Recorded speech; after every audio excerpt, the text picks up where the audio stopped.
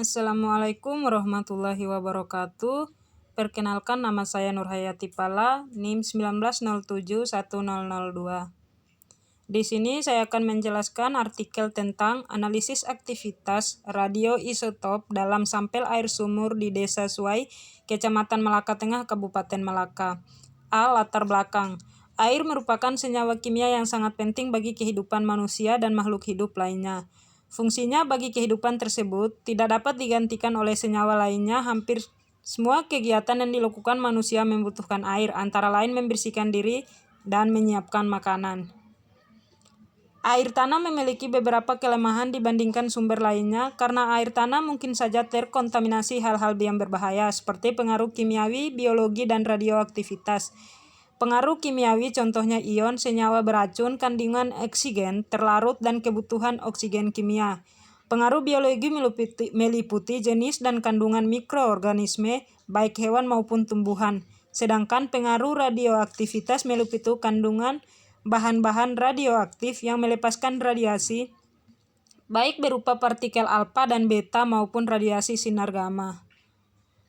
B. Prosedur kerja. Prosedur pengukuran di lapangan adalah sebagai berikut. 1. Mengobservasi lokasi penelitian. Pengambilan sampel, membuat lintasan pengukuran, serta penentuan titik-titik pengambilan sampel. Yang kedua, mengambil data koordinat lokasi menggunakan GPS dengan jarak antara titik diukur. Ketiga, mengambil sampel dari setiap titik. Sampel dimasukkan ke dalam botol yang menghindari kontaminasi. Sampel dalam botol diberi tanda atau kode tertentu. Yang keempat, membawa sampel ke laboratorium untuk dilakukan analisis. Prosedur pengukuran di laboratorium adalah sebagai berikut. Yang pertama, menyiapkan sampel dan peralatan yang diperlukan dan dikalibrasi. 2. Mengelompokkan sampel yang sudah dimasukkan dalam botol atau plastik. 3. Memanaskan sampel dengan hot plate sampai sisa kerak. 4. Melakukan penimbangan terhadap sampel. 5. Menentukan aktivitas jenis kandungan radioisotop.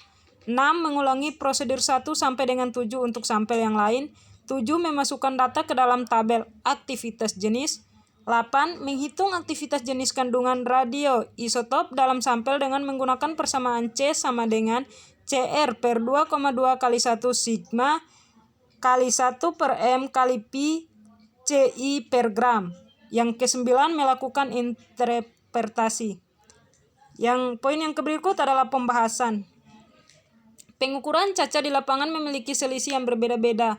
Hal ini menunjukkan bahwa pada saat dilakukan pengukuran dan pencacahan di lapangan, kemungkinan besar sampel dipengaruhi oleh faktor lingkungan, seperti pembuangan limbah masyarakat, suhu udara, atau pengaruh dengan gas-gas lainnya yang berada di lingkungan. Sehingga ketika alat yang dipakai yaitu detektor didekatkan dengan sampel tersebut, maka faktor-faktor di lingkungan tersebut berinteraksi dengan sampel air, mengendap di permukaan air, sehingga data yang didapat berbeda-beda antara sampel yang lain dengan yang lain dari pencacahan di lapangan.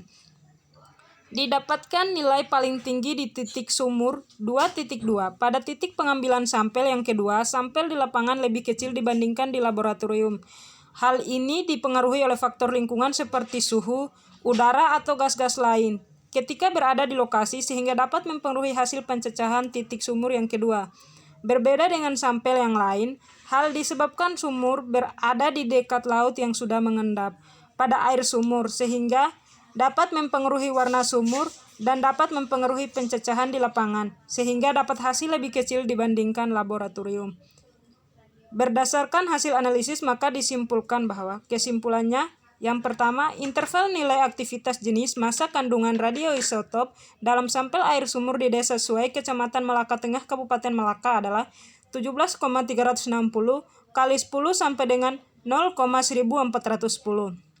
2. Dari perhitungan caca laboratorium dalam sampel didapatkan melebihi ambang batas dosis radiasi yang diperbolehkan untuk persyaratan air minum Permenkes nomor 492-MEN-PER-4/2010 tanggal 19 April 2010, yaitu beta sama dengan 1 Bq per L sama dengan 2 kali 7 kali 10 Pi CI per gram, dan alfa sama dengan 0,1 Bq per L sama dengan 0,27 kali 10 Pi Ci per gram yang berasal dari radiasi beta dan alfa. Sehingga jika dijadikan air minum, maka harus dilakukan pengendapan dan hanya ada untuk mengurangi kandungan logam yang derajat radioisotop cukup tinggi. 3. Kontaminasi alfa tinggi, beta sedang di titik 15.2 dengan nilai 17,360 kali 10 pci per gram, dan kontaminasi alfa sedang beta rendah di titik 2,1415.1 17.920.1 dengan nilai 1,316 10 sampai dengan 8,823 dan kontaminasi alfa rendah, beta rendah di titik 1.1 1620.1 dengan nilai 0,142 kali 10 sampai dengan 9,961 kali 10 pada lokasi penelitian tersebut. Mungkin ini saja yang dapat saya sampaikan, kurang dan lebihnya saya mohon maaf. Wabillahi taufiq wal hidayah. Wassalamualaikum warahmatullahi wabarakatuh.